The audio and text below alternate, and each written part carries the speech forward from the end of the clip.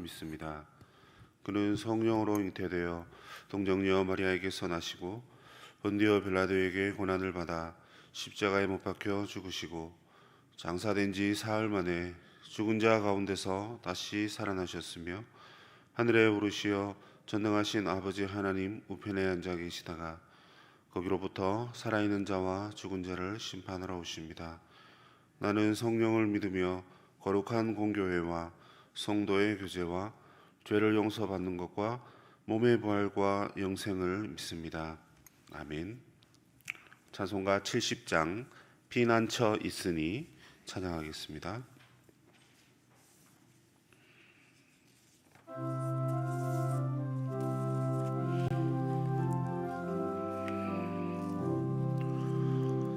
피난처 있으니 환난을 당한 자 이리 오라.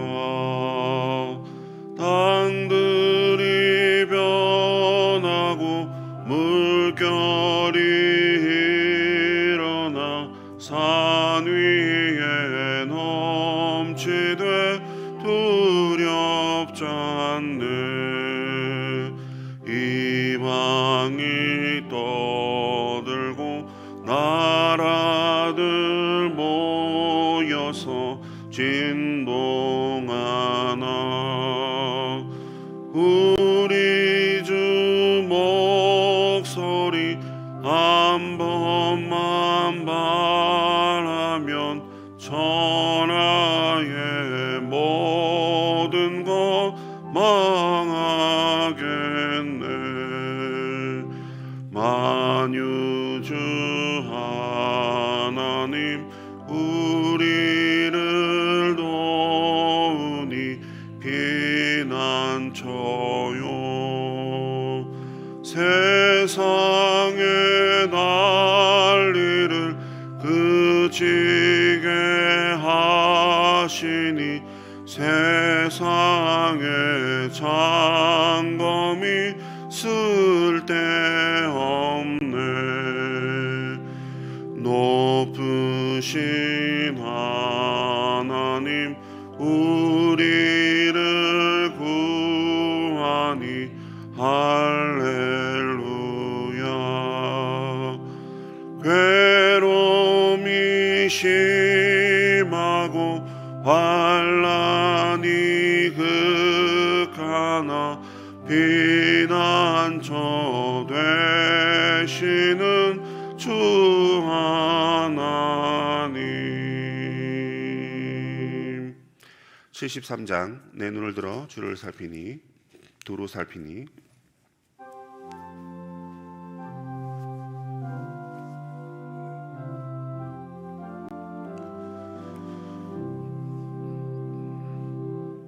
내 눈을 들어 두루 살피니 산악이라.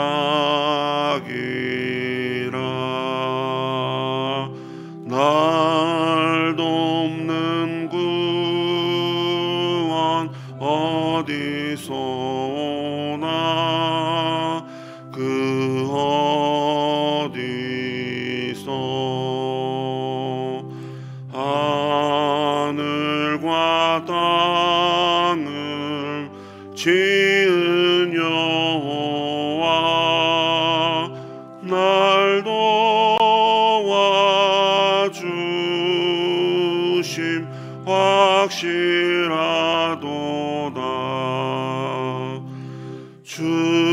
주께서 나의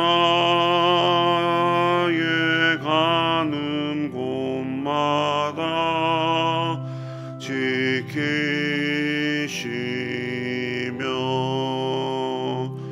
졸지도 않고 깨어 계셔서 늘 지키네.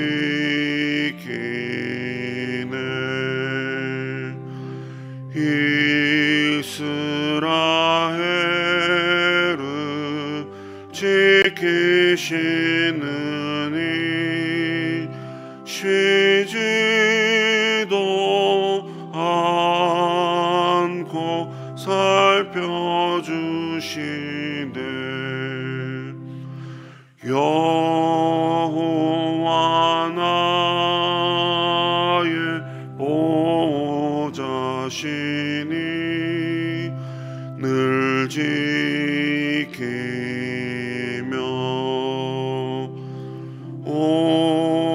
오른팔 들어 보호하시고 그늘 되네. 낮에는 해가 상치 못하며 또 밤에 달이 해치 못하네. 여호와 나의 영혼 지키사 돌보시며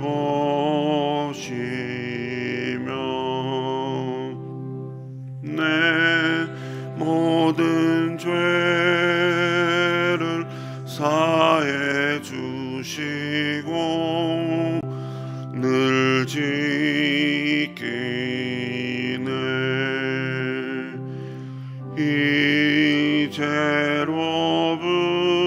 이제로부터 영원 무궁히 주 나의 주님 지켜주시리.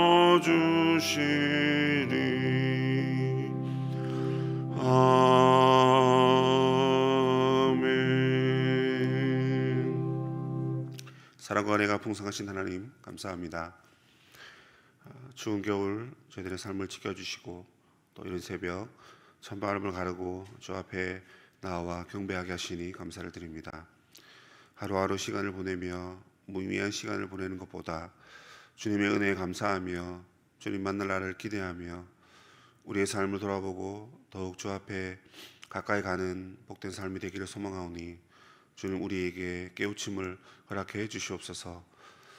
1년 넘도록 장기화되는 코로나 상황 가운데 저희들의 믿음과 삶이 나태해질 대로 나태해지지 않았는지 오늘 이 시간 주님 앞에 우리 자신을 바로 세우기를 소망합니다. 말씀과 성령으로 이 시간 찾아와 주셔서 나태하고 지쳐있는 우리 심령 가운데 주님의 은혜를 허락하시고 주님만이 우리의 유일한 피난처이심을 다시금 깨닫는 복된 하루가 되도록 하나님 저희들을 붙잡아 주시옵소서.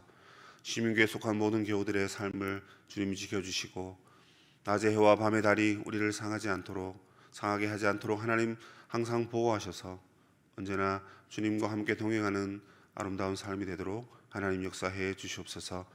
이 새벽에도 주님 앞에 여러 가지 간구의 기도 제목으로 주 앞에 나아갑니다. 주의 말씀을 받고 기도하는 우리 모두에게 주님 이 시간 찾아와 주시고 임재하시고 우리에게 큰 은혜를 내려 주시옵소서. 두려워 낭망하는 심령에게 주님이 다시금 희망과 용기의 메시지를 주께서 허락해 주옵소서. 성령이 우리의 기도를 인도하시고 기도 가운데 더욱 주께 충성하며 주님을 사랑하는 마음 생기도록 하나님 우리를 사로잡아 주옵소서. 감사를 드리오며 예수님의 이름으로 기도드립니다. 아멘.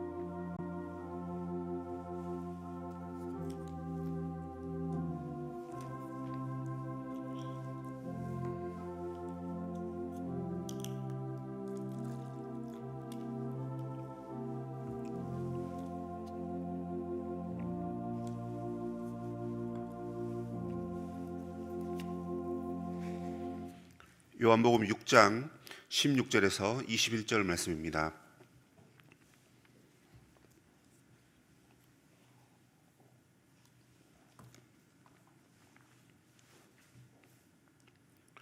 (6장 16절에서 21절) 말씀을 교독하겠습니다. 저물매 제자들이 바다에 내려가서 배를 타고 바다를 건너 가버나움으로 가는데 이미 어두웠고 예수는 아직 그들에게 오시지 아니하셨더니 큰 바람이 불어 파도가 일어나더라. 제자들이 노를 저어 시베리쯤 가다가 예수께서 바다 위로 걸어 배에 가까이 오심을 보고 이르시되 내니 두려워하지 말라 하신대 이에 기뻐서 배로 영접하니 배는 곧 그들이 가려던 땅에 이르렀더라. 며칠 전에 저희 집에 둘째가 연속곡을 보다가 대뜸 이런 질문을 하는 겁니다. 연속곡과는 전혀 상관없는 얘기. 아빠가 집에 보더라고요. 아빠, 사람들이 종교도 만들어내고 신들도 만들어내는데 그러면 성경도 사람이 만들어낸 거 아니야? 뭐 이렇게 질문을 하더라고요. 둘째는 이제 원래 5학년입니다. 제가 5학년 때 그런 질문을 했을까 한번 기억은 나지 않지만 생각을 해보니까 전혀 그런 질문에 대한 관심도 없었고 하지도 않았던 것 같습니다. 기독교의 삶, 신앙의 삶, 그리고 목회자 가정이다 보니까 아마 쉽게 신앙에 대한, 종교에 대한 궁금증이 빨리 일어나는 것 아닌가 생각을 해보았는데요. 아이가 12살 되도록 교회를 다녔습니다. 그죠? 12년을 다녔으면 많이 다닌 거죠. 그런데 교회를 5년 다녔다고 해도 여전히 신앙생활 가운데 모르는 것이 있을 수 있구나, 이런 생각을 한번 해보았습니다.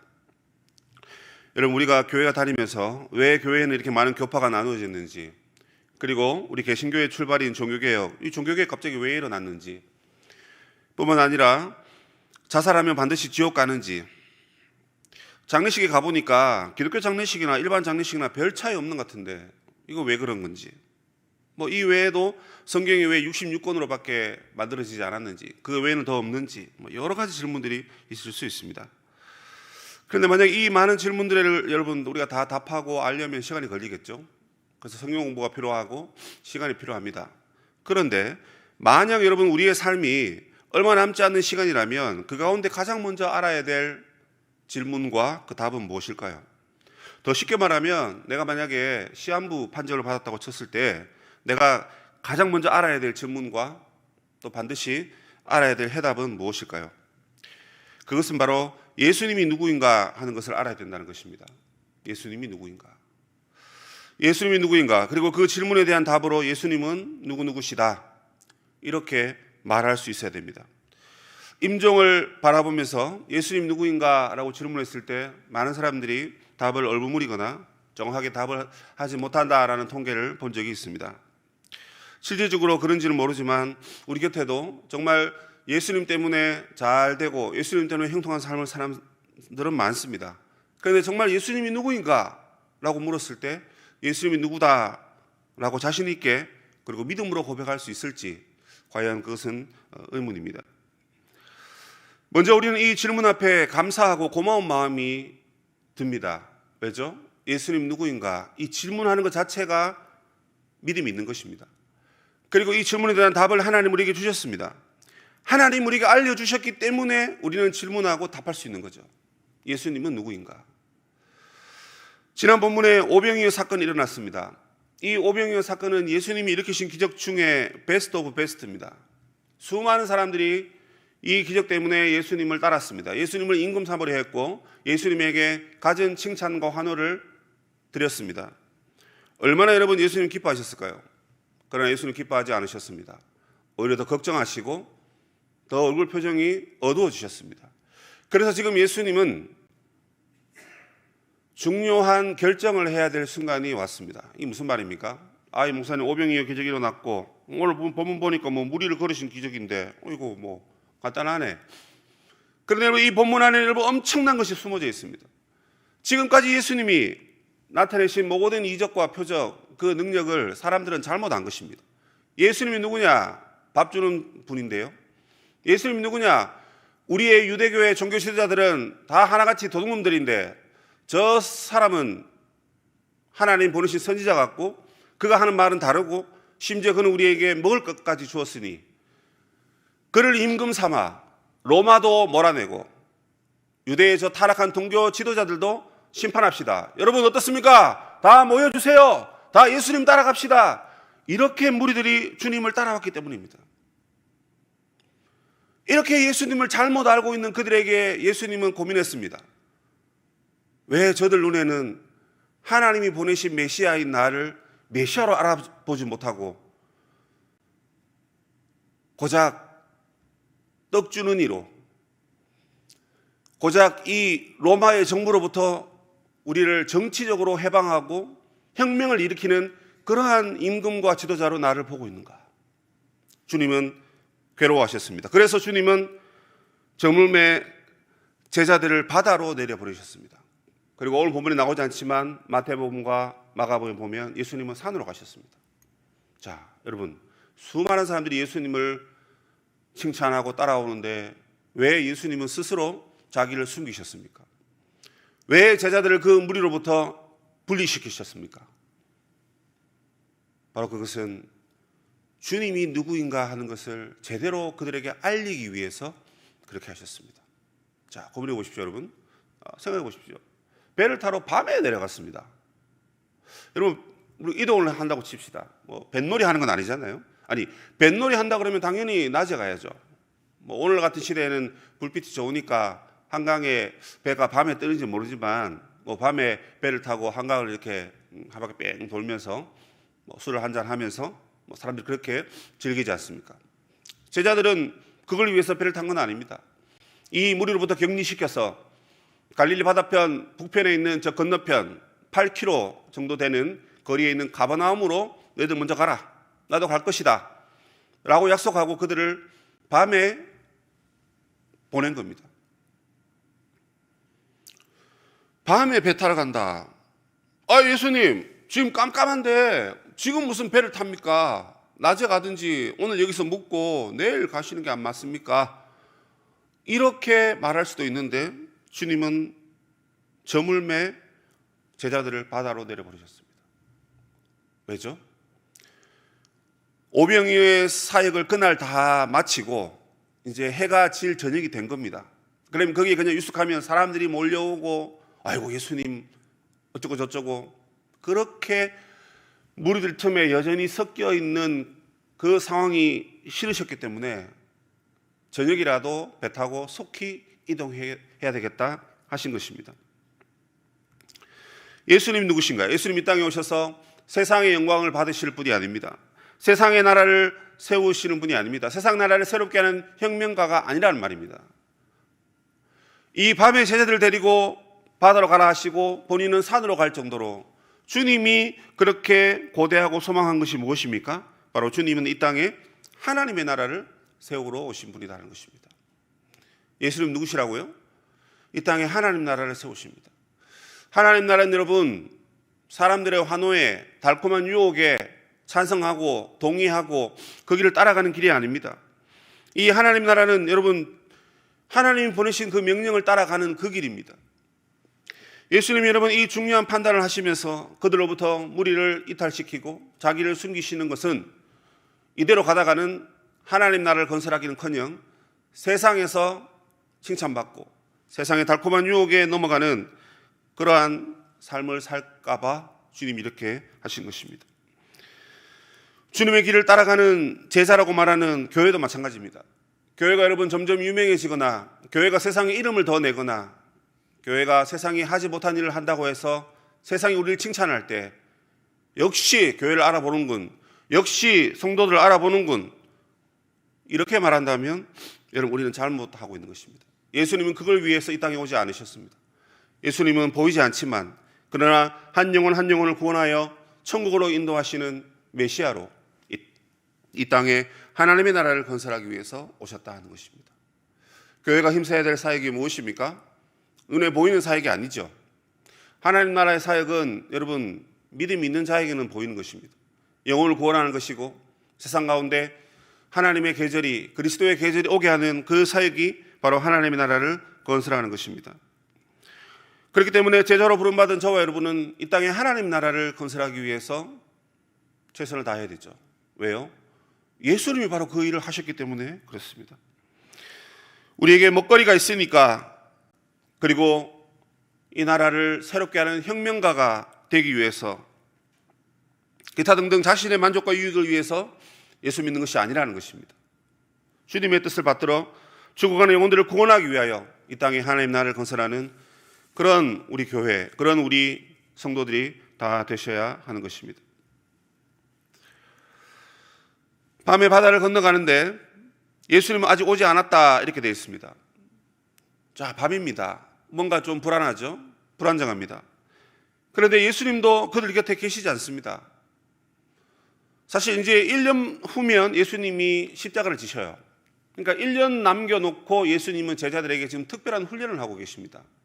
얘들아, 1년 후면 내가 너희들 곁에 없을 건데 그래도 너희들이 내가 해왔던 이 땅의 하나님 나라의 건설을 감당할 수 있겠느냐? 요한은 마치 그런 질문을 하듯이 어두웠고 예수님이 곁에 없었다라는 배경을 설명하고 있습니다. 아니나 다를까 큰 바람이 불어서 파도가 일어나더라 이렇게 되어 있습니다. 마태복음 보니까 이 파도 때문에 제자들이 고난을 당했다 이렇게 되어 있습니다. 제자들이 노를 저 12월쯤 가다가 예수님을 드디어 발견하게 됩니다. 이때는 다른 본문에 보면 밤 4경이라 그랬습니다. 그러니까 새벽 3시부터 6시입니다. 적어도 해가 질 때 6시나 7시쯤에 배를 노를 저었다고 치면 자그마치 몇 시간입니까? 밤을 새도록 꼬박 노를 젓는데 계속해서 파도가 일어나기 때문에 이 제자들은 너무나 지금 고생하는 가운데 처해 있다는 것입니다.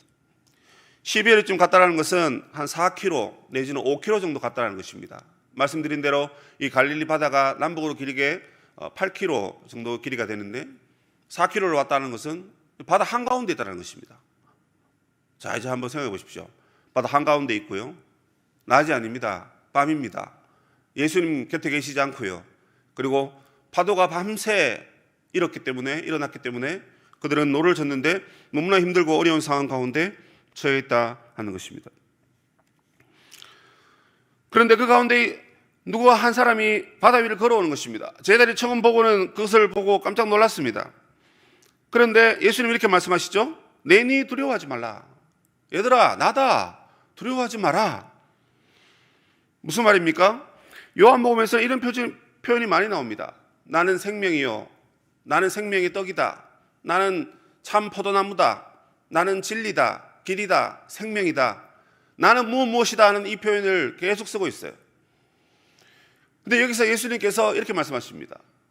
나다. 그러니까 두려워하지 마라. 이 두려워하지 말라는 말보다 사실 나다라는 말이 더 중요합니다. 오병이어가 여러분 요한복음에 나오는 7가지 표적 중에 4번째 표적이에요. 그 무리를 걸으신 표적은요 5번째 표적입니다. 이 무리를 걸으신 이 5번째 표적을 통해서 이 표적은 사인입니다. 이 사인을 통해서 우리에게 뭘 말씀하려고 하십니까? 나다라는 겁니다. 풀어서 설명하면 뭐죠? 바로 내가 그리스도다, 내가 메시아다. 파도를 잠잠케 하고 바람을 잠재우는 천지 만물을 주관하는, 만물을 제어하는 세상의 주관자인 메시아다 이렇게 말합니다. 특별히 여러분 이것을 이 바다 위에서 예수님이 걸으시고 그 바다를 잠잠케 하신 예수님의 권능을 강조합니다. 당시 세계관에 의하면 바다는 여러분 죽음을 상징하는 것이죠. 그래서 여러분 우리가 계시록이라든지 뭐 다른 신약에 있는 본문을 보면 우리가 죽음 이 너머의 세상을 말할 때 항상 바다 이 너머의 무엇이라고 말합니다. 바다가 나온다는 것은 별로 좋지 않는 공간인 것이죠.